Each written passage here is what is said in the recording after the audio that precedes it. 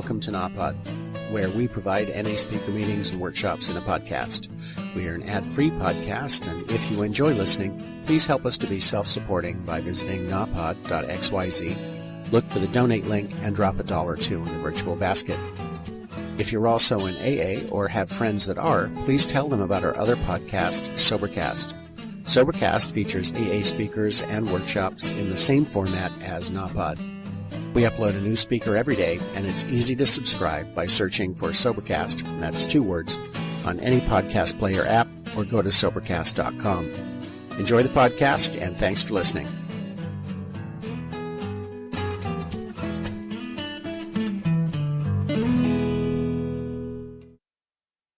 I found a fanatic named George, and I want to thank God for allowing me to fly safely over the highways, the byways, and the oceans. I want to thank the Alaska region, the Anchorage Regional Convention of Narcotics Anonymous for giving me an opportunity to share my experience, strength, and hope on the gift of recovery. I want to thank Lori, and I want to thank Joe Bear, and I want to thank the rest of the committee and Ronnie and the rest of the committee for taking a risk on an addict like me. To come all the way up here to Anchorage, Alaska, to talk about what Narcotics Anonymous has done for me. The theme of this convention, and when I get an opportunity to share in spots like this, I try to find out what the theme of the convention is, and a whole lot of times I'm really nervous. I'm real nervous, and you know what? And I'm going to tell you why I'm nervous. Every time I get up behind these podiums, whether it's to do a workshop, whether it's to do an H&I commitment, whether it's to do whatever it is for Narcotics Anonymous, I get real scared on the inside. And I'm going to tell you why I get real scared on the inside, because my clean date is January the 5th, 1991. I've been clean for over 21 years. And I get real nervous because, damn, I'm doing good. No, I'm serious. I'm doing good, man. I've been doing good for going on 22 years, man. I can't believe I've been doing good this long. Because I suffer from a disease, man, that tries to cut me away from the group. It is always trying to separate me, put me in isolation, and beat the hell out of me. I'm not this addict, man, because there's various addicts that come from different parts of the country, and our stories vary from member to member, and I'm not that addict that slept in abandoned buildings. I'm not that addict that was locked in a basement and abused. I'm not that addict that spent years and years in and out of the penitentiary. I'm not that addict. I was locked in my head, man. I suffer from a disease, man, that trapped me like it caught me upstairs. And it would separate me from the group, and it would tell me I wasn't good enough. It would tell me I was less than. It was telling me I wasn't equal to. It was telling me a whole lot of stuff, and I was buying into it. So buying into all the things that was going on inside my head, it kept me disconnected from the group. And I was going to read something about the power of a positive attitude. There's so much power in a positive attitude. It's the catalyst that makes extraordinary things to occur in your life. And see, I always had a negative attitude all my life. Anytime my total self-centeredness always got in the way for me, like being connected to the group. I was a legend in my own mind, and it was always about me. And the reality of it is I was so afraid all my life. And I can still be afraid today. But I was so afraid before I found this wonderful program called Narcotics Anonymous. And in my fear, I had a lot of fears going on. I was brought up in the 60s, and I want to go back to the beginning.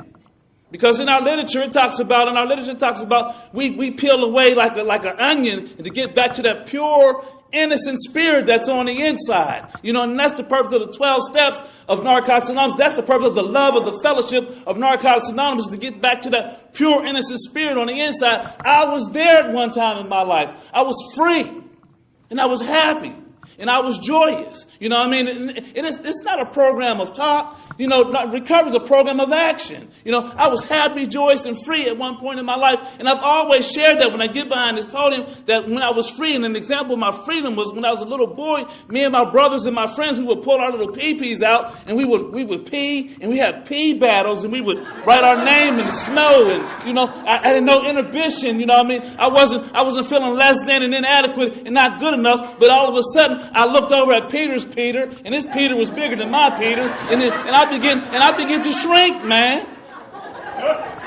I'm trying to tell you something, man. I suffered from a disease long before drugs came into play. My total self-centered and my raging self-obsession and my gut-wrenching insecurities began to manifest itself in my life at a very early age, and it had nothing to do with drugs. I grew up I wasn't as segregated as a kid. I grew up where, I went to school with white kids, it was black kids, it was poor kids, it was rich kids. I was in the group. But something about this disease, man, it was always telling me, man, that I was too dark. My biggest fear growing up as a little boy is they're going to call me Little Black Sambo. And if somebody called me Little Black Sambo, I'm going to die. If somebody called me a nigger, I'm going to die. I was consumed with a lot of fear. I was consumed with the fear of anticipating somebody to say something that would shatter me. And that's the self-made prison that I lived in. I grew up in an era where there was food stamps. And there used to be those access cards. They got access cards up here. You know what I mean? I grew up in that because we weren't very rich people growing up, but I had an ego big as this room. I could remember my grandmother would ask me, George, go to the store, get a loaf of bread and a quart of pop. And she would break off a couple of them singles.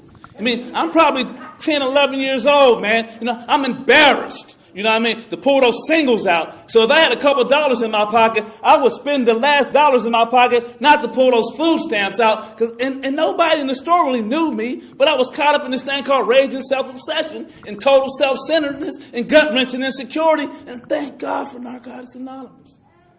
Because when I came to Narcotics Anonymous, it began to identify, it began to let me know what was really going on with me. And somewhere in our literature it talks about some of us believe we suffer from this disease long before we picked up drugs. See, I identified with that when I opened up the book. I identified with the raging self-obsession. I identified with all the inadequacies and not good enoughs, man. I was relating and identifying with that. And I also said, they said we were seemingly looking for something different, and we thought we had found it in drugs. I was always looking for something that could make me different. I looked inside the television. I remember growing up in an era when Muhammad Ali was the world champion of boxing. I looked into the fantasy box. And then I looked in when the New York Knicks won the championship. Earl Monroe and Walt Frazier, man. I seen those guys, man, and I didn't know this disease distorts reality. I didn't know I was ignorant. I thought the clapping for Muhammad Ali and the cheers for Walt Frazier and Earl Monroe, I said, man, people love them. And that's all I really ever wanted was to be loved. And all I ever really wanted was to be accepted. And all I ever really wanted to was be a part of. You know what I mean? But my head was always telling me I wasn't connected because I come from a single parent household. I come from being put in foster care. So I was always edgy and on the edge because, I didn't have no roots. You know what I mean? So when you ain't grounded, you have a lot of anxiety. So, and anxiety is nothing but another form of fear. So I'm fucked up. And it ain't got nothing to do with drugs. I don't have a father to sit me down on a riverbank and fish with me and teach me about life and be able to open me up. And also, I suffer from this disease, and it tells us in our literature that this disease cuts us off from the shared experience. This disease don't want you to tell what's going on inside your head. This is a shameful disease. This disease don't make no damn sense. You know what I mean? And I had a loving mother. But I was so totally self-centered, and I had a loving and caring mother that knew how to love me by the things that she could give me. But my mother didn't have the ability to nurture me emotionally, and what I found out as a result of the steps of Narcotics Anonymous and hearing her story, when I heard her story, I had to let her free. I had to set her free, because I had resentments with my mother. You know what I mean? I didn't like my mother because my mother was never consistently in my life. And my mother never came to my basketball game. And my mother never put a Band-Aid on my knee. And my mother never rocked me, man. Because that's what I was looking for. That's what I was always needing. But when I heard my mother's story, I found out she can't give what she ain't got. She couldn't give me that. It's a powerful program called Narcotics Anonymous. It sets people free. I'm just an addict up here sharing with you how Narcotics Anonymous set me free. I'm not here to put a disease on a disease of addiction. I'm not a circus speaker. I'm just a member of Narcotics Anonymous that God has given me an opportunity to come share with you my story with you. And I'm just going to tell my story with you because I feel a part of you. I feel united with you. And I'm going to tell you why I feel united and connected with you. I feel connected with you because you people have positive attitudes. Y'all showed us nothing but love. I haven't felt uncomfortable, because it's something about, there's two type of languages. There's verbal language, and then there's body language, and the spiritual language. And you can feel an attitude. It ain't got to come out your mouth. You can feel an attitude. And I felt nothing but a positive that people have walked up to us before they knew I was a speaker and hugged us and greeted us and, and wanted to meet us. And I feel good being here with you people. Y'all the catalyst. So if you're new, welcome to Narcotics Anonymous. This is the greatest show on earth. You can't get it no better than this.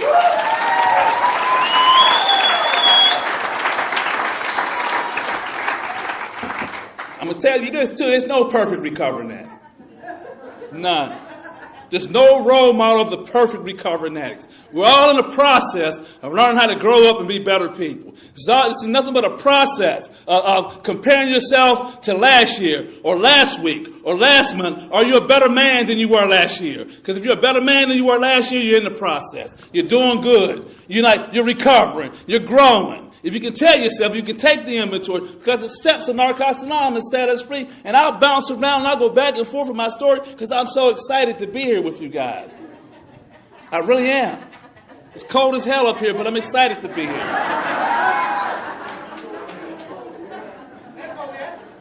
And they said it ain't cold yet. But I looked into that fantasy box, man. And I was striving. I just wanted to be loved, man. So, Ronnie can identify. I thought I was going to find all the love and acceptance through basketball. I put all my self-esteem, all my self-worth, all my all in all into the sport of basketball. And I was a pretty good ball player, but I was a legend in my own mind. I thought 15 points, 5 assists, I'm going to the NBA. But I'm totally self-centered. I don't got a father. I don't have any guys in my life, and I'm not teachable. How can you get to the next level if you can't allow yourself to be coached? How can you get to the next level when you're a legend in your own mind? When you don't have no humility in your life? When you never outgrown the self-centeredness of a child? I didn't know any of that stuff, man. I stumbled into the program of Narcotics Anonymous at the age of 30. I was married about 6-7 years. I had 2 children. You know what? And I kept finding myself in a twin bed. And twin beds are for little boys and girls.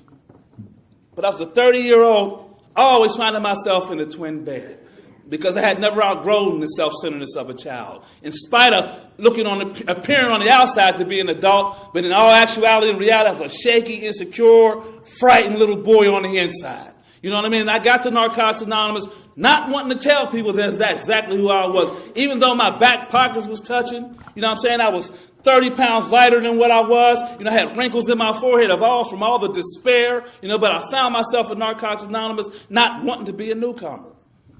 Not understanding this program. The program of Narcotics Anonymous contained in the basic text, and sponsorship is the heartbeat of our program. So, but I was a kid, man, that got A's and B's in school. I could read some shit. I could read it, process it, understand it, and spit it back out, and I didn't think I need people. I really didn't think, if I could read it and understand it, I had book sense, I had worldly sense, but I didn't have the ability to keep a stem out of my mouth. Because I smoked crack. That was that something that I thought I found in drugs. It was when I found crack, I thought I had the magic elixir. And I didn't realize, man, that drug was the beginning of the end for me. That thing beat me down. My buddy Harold talks about it beat me down to a nub, and then it beat the nub down. That's what it did to this addict, man.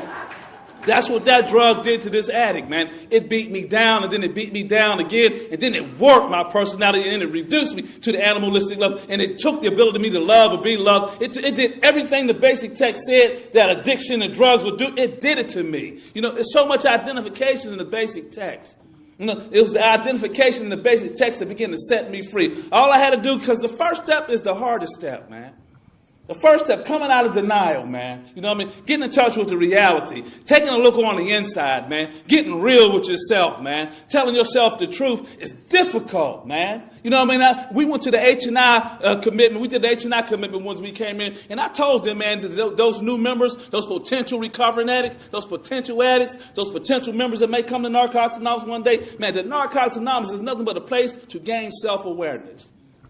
That's all we do, because we like to blame people, places, and things. We like to look out, but we don't like to look in. But what I found out, that the man that looks out stays asleep. That the man that looks in wakes up. You know what I mean? And I got to Narcotics Anonymous, 30-something years old. I was still asleep. I wasn't woke when I got here. And guess what? I lacked self-acceptance. And guess what? I didn't want to be a newcomer when I got here. I wanted to appear to be a member of 3 or 4 years clean, only but I only had 3 or 4 days clean, because I never liked who I was. I never liked where I was at. I always wanted to change the condition of the situation. I never had the ability to sit still and grow naturally like I was supposed to all along. When I'm telling you, I'm a mess still. But I'm grateful. You know, but I'm a grateful recovering addict, you know, and I'm united with you, and y'all accept me for who I am in spite of who I am. And that's a wonderful thing about Narcotics Anonymous, because I can remember being a 16-year-old listening to jazz. I was a jazz aficionado, you know, I listened to all this shit. Because I wanted to be 25 years old when I was 16. Now I'm 51, damn near 52, and I'm a hip-hop fool. My wife can't stand it. Will you turn that shit down? But I'm in touch with the program of Narcotics Anonymous. This program talks about if I leave it alone, I will grow and develop naturally like I was supposed to all along. All I need not do is put the drug in me. All I need to continue to do is be honest about who I am. All I need to continue to do is be open-minded to the process of recovery. All I need to continue to do is be willing to trust the God of my understanding. That's the 3 steps, the first 3 steps, the foundation that recovery is built upon. As long as I continue to do that, you know what, I'm well on my way, man. And that's why I'm so amazed that I got the clean time I got. I'm so amazed, man, that you know what? I've been married to my wife for 28 years. And I'm so, yeah. You know, I'm amazed, man. You know what? Let me tell you something. And I haven't went outside our relationship for 20 years. I'm amazed. I'm amazed, man. You know what I mean? It blows my mind, because I was such a sucker. I was such a gullible person. You know, until I found, because I realized that I was such a gullible person for so long, because I wasn't connected to the proper power. You know what I mean? You got to connect it to this power. They say the steps from Narcotics Anonymous, the principles contained in the 12 steps, transforms our lives. That these things, and transformation means, once you, what I understand about a pickle or a butterfly, you know, once a caterpillar transforms or metamorphosizes into a butterfly, it can't go on back to be a caterpillar. So I really believe, man, that if you believe in the program of Narcotics Anonymous and you live this way of life, that you know what, I can't never go back to being the person that I used to be, as long as I live this way of life. They said this week, they say never. That's a deep word. Never seen an addict relapse that lives the Narcotics Anonymous program. All I got to do is believe in this thing, man. So I came in here, man. I came in here federally hip and eternally cool. But all actuality and reality, I was a shaky, insecure little boy on the inside that was in and out of twin beds over and over again. So if you're still sleeping in the twin bed, you might be still a little boy. People I'm talking about me. I ain't talking about you. I think men's supposed to sleep in king size and queens and fools. I'm talking about me. I ain't talking about you. But I found out, man, that I kept finding myself in a bunk bed based on the way I was thinking, man. My belief system was geared for me to, like, have somebody take care of me, because I didn't have the ability to take care of myself. See, the first step is a heavy step, man. Because the first step said we don't know how to live with or without drugs. I always thought the crack was my problem. But I'm here to tell you that diseases don't live on the outside, they live on the inside. I kept thinking it was something outside of me was my problem, but in all actuality, if I suffer from the disease of addiction, it's an internal thing that's going on with me, and I need to tap into the second step, you know, because they say most of us, if we skip over this step, the second step, with a minimal concern, the rest of the steps don't work for you.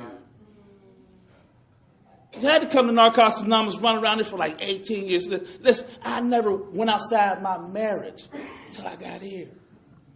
I was married for 7 years. I smoked crack with other women, you know, things for things in the street. You know what I mean? All that type of stuff goes on. Some of it was crack make your weenie shrivel up. You know, I ain't gonna pull my pants down. That was a factor. You know, that was a big factor. You know what I mean? I ain't gonna show that and somebody laughing. I told you I don't want nobody laughing at me, it would kill me. So I kept my pants up. That helped me. That helped me with my 8th step. I'm grateful. I'm grateful. But I'm here to share with you the disease of addiction will make you lower your standards. It will make you expose yourself. It'll put you out there when you're caught in the grip. When you're caught up in an obsession, you're willing to do anything to get just one more.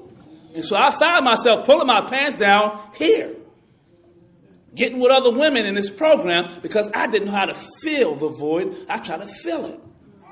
And they said, we got to know how to fill the void. We got to fill the void with the program. I tried to fill the void with all that outdated stuff that I came out of the streets with because crack wouldn't let me trick. But I got the Narcotics Anonymous, it became a trick. You know what I mean? It wouldn't let me do that because a real addict, all they care about is the next one. Even when me and my wife was using, I didn't want no sex. I wanted her to get one more. Can you get one more rock? I only had sex when I was caught in the grip because, let me burn some energy off. Maybe I can go to sleep now. I love my wife. I've always loved my wife. But I found that this disease made me step away from all the things that I love because that's the purpose of the disease of addiction. What I understand, this disease's job is to separate you from the things that you love. And what I found out, man, that we are supposed to love people and not things. This disease makes you love things and use people. You know what I mean? So I had a real distorted perception on reality, and I got to Narcotics Anonymous, and I danced and tiptoed around here, thought I was fatally hip and eternally cool. In our literature, man, I read the book that said fatal hipness and eternal coolness leads us further into addiction. So I was running around Narcotics Anonymous being fatally hip and eternally cool, but I was getting further and further in addiction. And I'm here to share with you I almost used running around here trying to be Shabba, Mr. Lover Man, lover. You know what I'm saying? Almost used. I'm trying to tell you something. I'm a sensitive person. And I had to start telling the truth about who I am. And once I start telling the truth about who I really am and who I'm really not, the process of recovery started working for me. Sponsorship begin. The second step is the beginning of the recovery process. The first step ain't nothing but laying the groundwork of how fucked up you are. Now, I'm telling, excuse me for cussing, but I do. My wife gets on me about that. But that's all the first step is just laying the groundwork of and how messed up and how unmanageable your life is. And you got to get some acceptance about that you don't know how to live with drugs or without drugs, that the way I think and how my feelings drive and motivate me and convince me. See, I didn't understand this program, man. That's where you got to keep coming. That's the most profound statement in this process because they talk about the spiritual void, the loneliness and the emptiness. When the loneliness and the emptiness settle in, I make bad decisions, man. I make bad decisions when I feel lonely and when I feel empty. Even today, when I feel lonely and when I feel empty, and I don't talk about it, if I don't get real with it, if I don't address it, I'll make bad decisions. Something about in our step working guide, they says, what are you about when you're not focused on recovery? Recovery is a day-at-a-time process. What do I do when I'm not focused on recovery? I'll tell you what I do now with going 22 years clean. When I ain't focused on, I shop. When I ain't focused on recovery, I go into cyberspace and cop. I'm serious, man. It's funny, but it's not funny. People commit suicide based on financial ruin. You know what I mean? Seriously, it's serious. I always talk about because we suffer from the disease of addiction. And it's always got us suffering with something. Nobody's spiritually free. We all doing something that we know that same something hits us, man. And our job is to tell when that thing hit us. And when that thing hit me, I'll buy a pair of True Religion blue jeans. Yeah, go research True Religion blue jeans. Them some very expensive blue jeans. And my paycheck ain't that big. Because that's what happens to me, man. But I begin to realize, man, that the second step, man, that anytime I really bought into the second step, restoration came into my life. When I began to use sponsorship, what it was designed for. See, sponsorship was difficult for me. And the reason why it was difficult for me because I thought I was halfway intelligent. And it was difficult for me because I never had a father figure in my life. I never had a man sit me down and explain to me about life. I had to learn how to be a man right here in Narcotics Anonymous. I had to watch men in Narcotics Anonymous to be able to be an example of what it takes to be a man. And I'm going to tell you something. When I saw a man cry here in Narcotics Anonymous, because I always wanted to cry. Always felt like crying. I thought, I'm going to tell you something about the heartbeat. This always scared me. I never knew this is the God that's within me, warning me that I'm going to make a bad move. this is the God inside of us. This is the thing that, look, we're physical, mental, and spiritual. And like, I'm going to tell you something about the voice of our higher power. It whispers very quietly once. And the disease of addiction screams over and over again. You can do it. It's going to be okay. And what if only just one more time? Won't nobody know? Hell, well, you've grown. You've been clean long enough, But the quiet voice on the inside say, George, you're going to hurt yourself. And I lost the ability until I got back to Narcotics Anonymous to hear the quiet voice on the inside.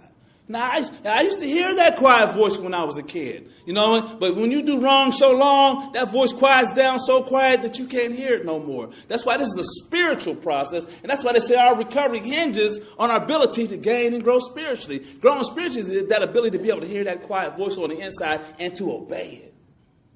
That's what this is about. I understand this process is about. And the only way I could get with that process, that I had to start making decisions to turn my will and my life over.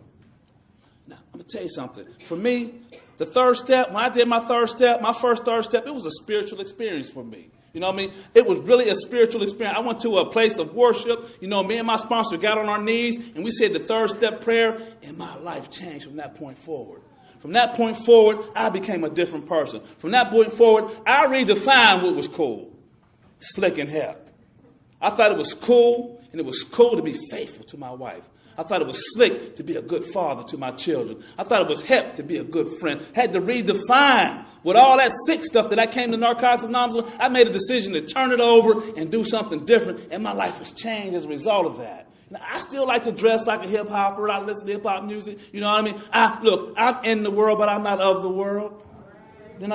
I am. You know what I mean? And I know why I still dress like a kid, because there's a purpose in the way I dress. Because God, once I turn my life over to the care of God, it's not my life anymore. It's not mine. It don't make some sense. I'm going to tell you how powerful that third step decision is. I remember we were smoking cigarettes. I said I was going to smoke. F you. I'm smoking. I don't smoke no more. I ain't smoked in 15 years. But my will said I was going to smoke. But God said He took that away from me. You know what I mean? I don't know if I worked the program on or not. I know I said what I was going to do, and I seen what God did. For real. You know what I mean? A lot of things, man. God's powerful, man. Once I made the decision to turn my will and my life over to the care of, things just began to change for this addict. I'm going to tell you something, man. For so many years of my life, before I found Narcotics Anonymous, I would get always to the edge of success and just would fall short. And the falling short, you know what I mean? And it started with it started back in the 70s, because that's why we do the inventory. The inventory is powerful because it's patterns of behavior. It's the way we think. You know what I mean? Because fear ain't nothing but projecting uneventful outcome for you and responding to it in a negative way. That's all fear is. You done projected what the hell's going to happen. But I was affected growing up. I was damaged by society. You know what I mean? I'm not blaming society. I'm just being real about society effed me up, man. I grew up in that era where there was reel to reel. Movie projectors. It wasn't DVDs, and I was in a classroom, and I saw America being built on the back of slaves. And that stuff affected me. I started feeling like a second-class citizen. Even nobody ever told me that, but it was based on what I was seeing. That stuff affected me. And I was a ball player. In the 8th grade and 9th grade, I played ball, and I was good. But I was affected by prejudice. You know what I mean? I know I was good. You know why I know I was good? Because they would get behind 10 or 12 points. They would throw me and this other little black kid in the game, and we would bring them back. Then they would sit us back on the bench. And it didn't happen one time. It would happen over and over and over again. And it hurt me. It damaged it put a scar on my spirit. See, the disease of addiction got a job to do. It's always to take you back to yesteryear, make you believe it's going to happen to you in the present. So what ended up happening to me, anytime anything looked unfavorable to me, I swear I learned how to quit. Now, I learned how to quit. From the 7th and the 8th grade, I became a quitter. Because anytime it felt like it wasn't going to work out for me, I would give up. I quit in every area of my life. There was pretty little girls, man, that liked me. But something in my head told me, she's going to quit me. She's going to hurt me. So why don't even go for it? I know how to be a quitter, man. I'm going to tell you, my first 4-step, the most profound thing I learned in the first 4-step is that every time it becomes difficult, George, you take your ball and go home. That's your pattern of behavior. The national anthem rings true. The addict's national anthem rings true in your life. Every time it becomes difficult, you say, F it, and go home. And I did that over and over and over and over again in various areas of my life. And that's what my first 4 steps showed me, man, that you're a quitter when it becomes difficult, George. Quit. You always quit when it gets tough. And you know what? So I had to start getting in touch with why I quit. And I had to get in touch with why I didn't go to the NBA, Ronnie. You know why I didn't go? Because I quit.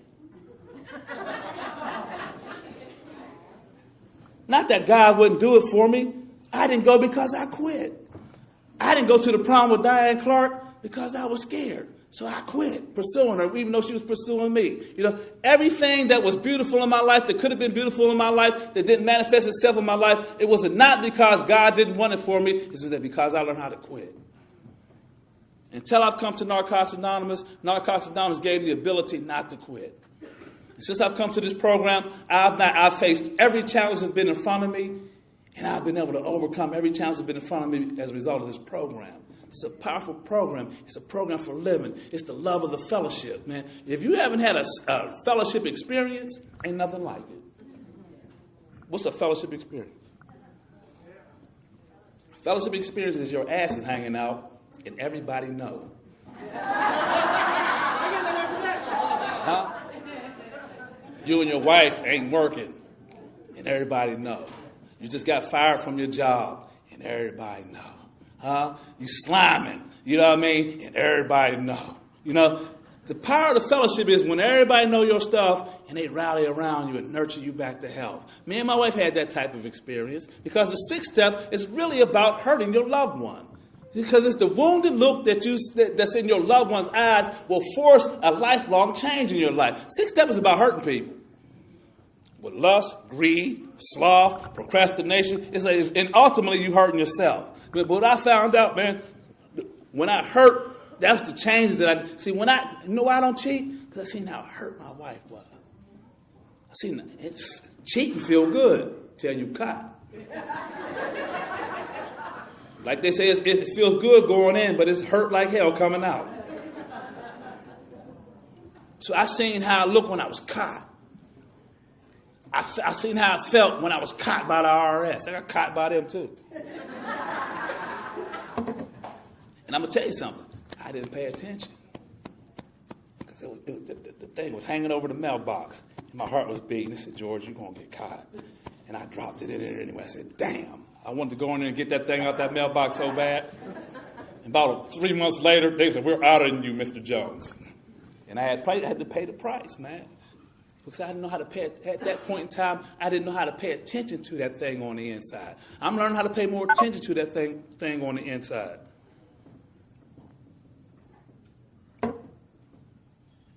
So I kept coming back. And I keep coming back. In my first 5 years of recovery, I believe I stayed clean based on sheer fear of smoking crack again. I did not want to be that person that smokes crack. Because crack took the ability to be a man away from me. It took my manhood away from me. It took my ability to love, man. It took my ability to cry. It took my ability to feel. It took my ability to be compassionate. It just took so much from me, man. I was so afraid of being that person again, man, that I went to the meeting. You know, my buddy William S. talks about addicts are pack animals. And the disease of addiction is like the wolf. You know what I mean? And like the disease of addiction, like the lion or the wolf, every day wakes up and figures out it picks the weakest animal in the pack, takes him out in deep water and drowns him. And the deep part of it is, a lot of times, us old-timers think the newcomer's the one that's hanging out on the end. But I'm going to tell you something, when I was a real newcomer and my ass was on fire, I ran the meetings. I made meetings regularly. You know, I called my sponsor every day. I worked steps. You know what I'm saying? I was in service. You know, I got honest about what was going on with me when I was a newcomer. You know, but the more you stay in this process, you really think you got this thing. Sometimes the old-timers' ass is hanging out on the end. Lack of meeting attendance, lack of 12-step work, don't believe in sponsorship anymore, doing a little slamming on the side. You know, something in the disease of addiction job is to pick off the weakest person in the pack. So the 10th step is really about taking your inventory on a daily basis. Am I in the middle of this thing or I'm hanging on the end? That's what I learned about this process. You know, this is a team sport. This ain't no individualized thing. And social acceptability don't equal recovery. My sponsor taught me the disease of addiction eats up degrees. It takes jobs. It smashes cars.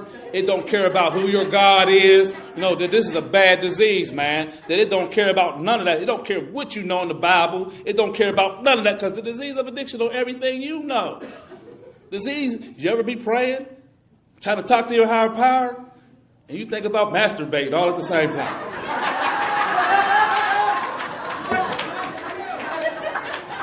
You're like, damn, that ain't spiritual.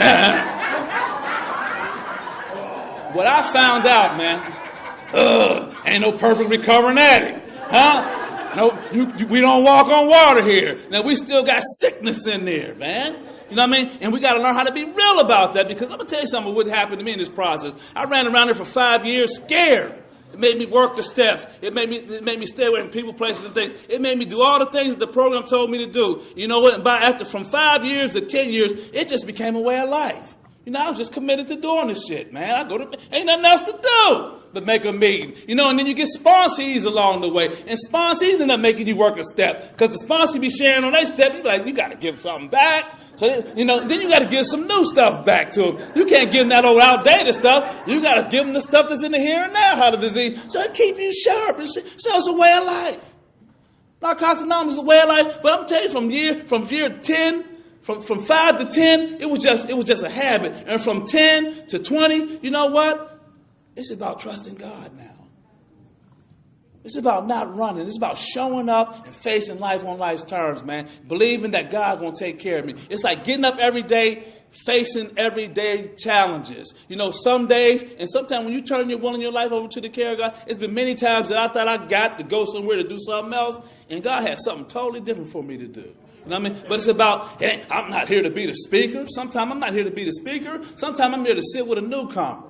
You know, out in the audience, you know, that's getting ready to get divorced or thinking about committing suicide, you know, and having a problem with something and sitting down, in spite of being the speaker, taking time, talking to the newcomer. No, this thing is not about popularity. This shit will kill people. I love Bob. He's an OG. Y'all want to hear the OG tomorrow night. I'm not impressed with people that run their mouth a lot. I'm impressed with people that show up and do the deal, man. That's impressive to me. I'm impressed with the people that I've seen up here at this convention this week, the service work that y'all put in. I'm impressed, man. They're like, we're going to we ain't hell with the convention. We're going to the detox. Huh? The most important meeting. Soon we got off the plane, they had our asses in the detox and shit. You know what I'm saying? That was good for me. You know, it was good for me to do because I run a treatment program, so I see sick, desperate, dying addicts every day. But it was good for me to do an H&I commitment, even though I lived this program. You know, and I'm not one of those directors of a treatment program that hides in his office and pushes numbers. I do groups with my clients. They say I only keep what I have by giving it away. So everything I learned about myself, everything I learned about recovery, everything I learned about God in this process of recovery, I give back to my clients. I show up. I know every one of my clients' name. My door is open. They get on my damn nerves. You know what I'm saying? You know, but it's my opportunity to practice tolerance and patience. You know, and it's a wonderful thing, man, when one of your clients that came and gone.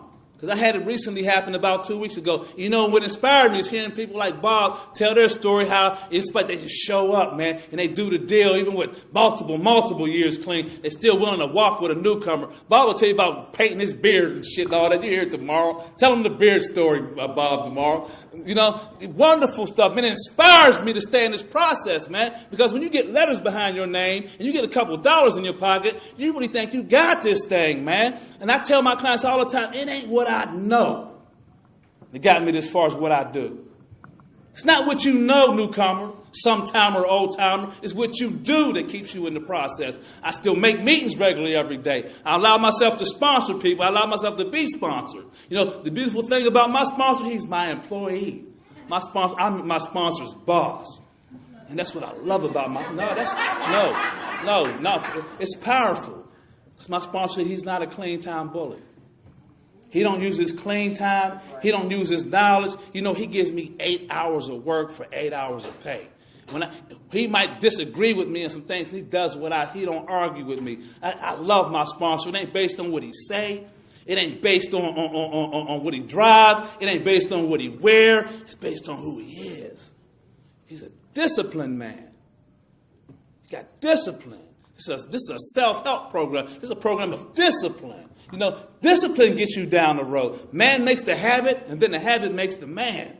You know, so that man meditates. He got a mean 11 step, man. What I love about him is his 11 step work. Every day at lunchtime, he goes do 30 minutes in the car meditation. Or he sleep one, but he's But guess what? He's always back in there at 1 o'clock. He ain't never late. He don't never tell me no. He does whatever. It's been times when I leave and have to do business as far as being a director that he don't complain, man. I look on my BlackBerry and I see the things that he got to do. I be like, damn. You know what? He don't complain about that. I want to be like that. They said you got to have a sponsor, a man or woman, you want what they got. You know what I mean? I watch him disconnect from unhealthy relationships. You know what I mean? Not lose his mind. It's those things like that that inspire and motivate me. I still whine and complain when I got to let go, but I watch him let go with peace. You know what I mean? He taught me about learning how to tie a knot in the rope and hang on. And then watch the rope unthread. Watch God come and get you at the last minute. That's what I love about my sponsor. I've seen him do that type of stuff. It's inspiring. This is what this program is really all about. You know what I mean? That's what I love about this program. It was like when I walked into the rooms in our cars, the lady, it wasn't what people, it's Dot T. It was what this lady had on the inside. It wasn't what she had the ability to be in a room like this and say, there's a meeting going on. The whole room get quiet. I said, damn. I want what she got. And what she had was reverence. She had respect. And what I found in this process, you don't get respect by being a people pleaser. You get respect by respecting yourself. You get respect by standing for something and not falling for anything. You know, you might not be liked, but you'll be respected. You know, and that's what I love about this program. And that's what this program is all about for me. And this is what inspires and motivates me to stay on the path. You know, people say, nah, I've had the opportunity to share all over the world. You know what I mean? I ain't no bad looking guy. I ain't the greatest looking guy either. But I ain't that bad looking. A couple girls winked at me before. And I have not found it necessary to step out my relationship. And I don't believe love hurts. I believe total self-centeredness will hurt. I believe character defects on the dress hurt. You know what I mean? That's what I believe. But I don't believe love hurts. You know what I mean? And what I know what resentments do. Resentments give you the excuse to act out. I always need a resentment to do wrong. You know, it's the white man's fault. It's the black people's fault. I got to have a resentment with a person, place, or a thing in order to act out. And what I work real hard at, this program tells us you have to rid yourself of all your resentments. That we get them, but we have to rid ourselves. I don't resent my wife. So as a result of me not resenting my wife, how can I not but keep loving my wife? I got to love her. Because in all actuality, I love myself. And what I found in this process, man, that loving yourself a little bit more than anybody else is healthy. And that's what I learned to do, is learn to love myself enough not to set myself up with those self-made traps that I always trap myself with. You know, they say they say in our literature that our will alone ain't sufficient enough. That's a cold statement. When you read the literature, it says our will alone is not sufficient enough. That means that you got to constantly tap into a power greater than you that can help you. You know, you got to constantly recommit yourself to this power. You got to make a decision. You know, keeping your faith and your spiritual condition, it's like water in your hands, that you can scoop water up before you know your hands is empty. And the only way, you got to get more faith. You know, you got to keep scooping it up. You know, and that's what I've learned to do, man. I've learned to keep working this program. I learned to keep living this thing a day at a time. I keep not letting ego-inflating situations like some of the sickest people be behind these podiums. Don't be confused, newcomer, old-timer, or sometime. But what I found out, man, that all your dreams can come true in Narcotics Anonymous. All my dreams have come true. Why wouldn't yours? All my dreams have come true in Narcotics Anonymous. And what I've done, this is what I believe. Personally, I believe there's three wills. I believe there's God's will. I believe it's my will. Then there's self-will. And every time I self-will, I mess my life up. But every time I line my will up with the will of God, He's given me all my dreams have come true in Narcotics Anonymous. Since I've come into this program, all my dreams have come true. Not half my dreams, all my dreams have come true. Coming here was one of my dreams. I always wanted to come to Alaska. You know, I swear, it was on the bucket list, and I'm here. All my dreams have come true. All my dreams have come true. I'm telling you something, man. And me and my wife, we've always loved ourselves. We always loved each other. But guess what? Crack wouldn't let us keep a roof over our head. Drugs wouldn't allow us to be a family. Drugs kept breaking us apart. But once we both found this program, we've been able to. I always loved my wife. I just couldn't be the man that I was supposed to be in the marriage until I found the program of Narcotics Anonymous. My wife always loved me, but she couldn't be the woman she was supposed to be until she found the program of Narcotics Anonymous. And when we found this wonderful life-saving program, we was able to get back together and be husband and wife, and we like each other. We still make each other laugh. She still rubs my arm and my little weenie gets hard. She still got it. She still got it. She still got it, man. You know what I mean? I look, but I ain't going to stray too far. I'm going to look because I'm a man. But I ain't going to stray because I love myself and I love my wife. You know what I mean? And she still got what it takes to still ring my bell.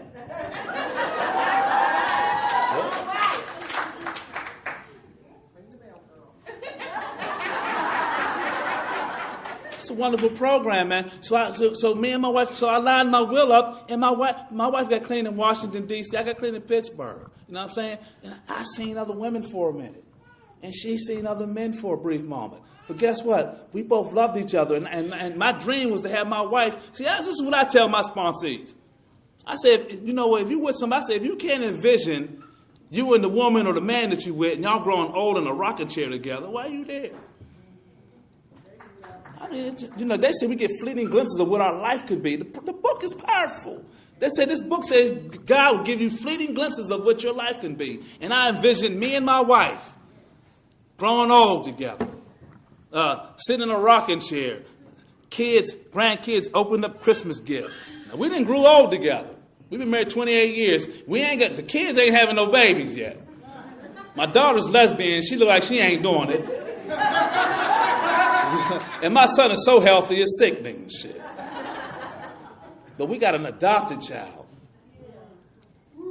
We got a godchild. And she's that little kid that plays on the floor in the morning, and we sit on the couch and watch.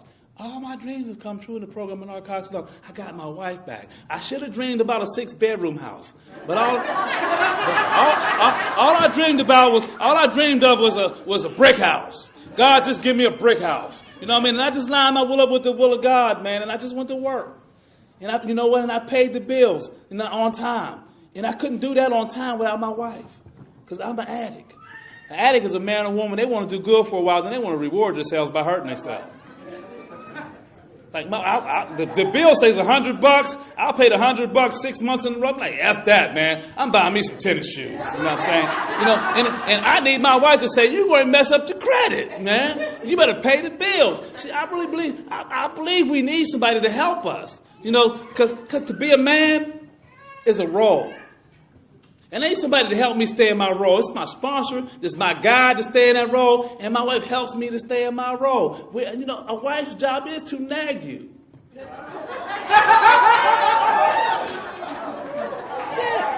No, it's not a bad thing.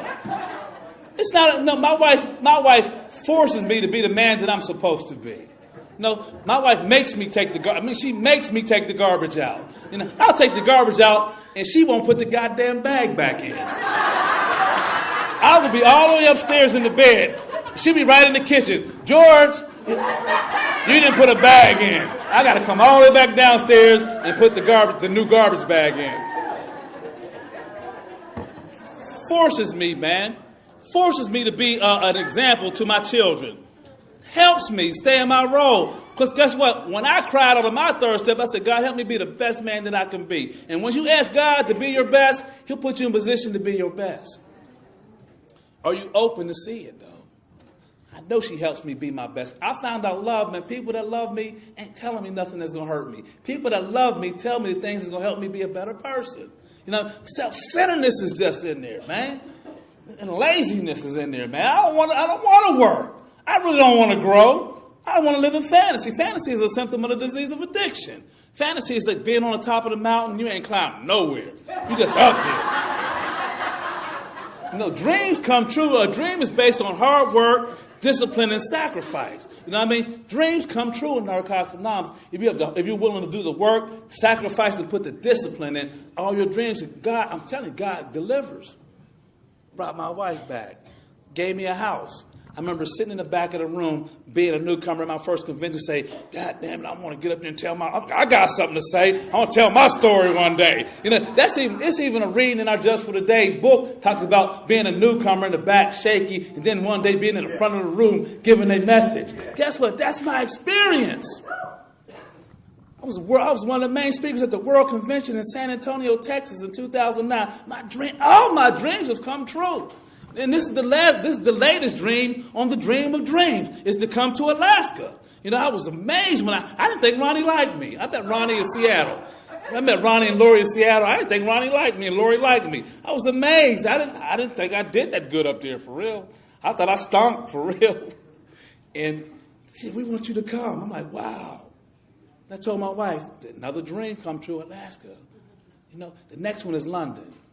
I want to go to London next. That's the bucket list, man. I'm still waiting for a kid, too. You know what I mean? But what I found out, all I got to do is see, God don't work on man's time. God don't work on man's time. God don't work on 365, 60 seconds in a minute, 60 minutes in an hour. That's man's plan. That's man's time plan. God works on a different time plan. I believe God works on the maturity plan. I believe God will give you all the things, the desires of your heart, when you're going to give him the credit and you're going to be mature enough to handle the task. I really believe that. I really believe that. So, I'm getting ready to sit down. My message is that an addict, any addict, white addict, black addict, gay addict, straight addict, HIV positive addict, Hep C addict, crystal meth smoking addict, one-legged addict, any addict, native addict, any addict, to stop using drugs, lose the desire to use, and find a new way to live. Our message is hope, and the promise is freedom, that no addict seeking recovery ever need die of the horrors of addiction. My name is George J. Thanks for allowing me to share.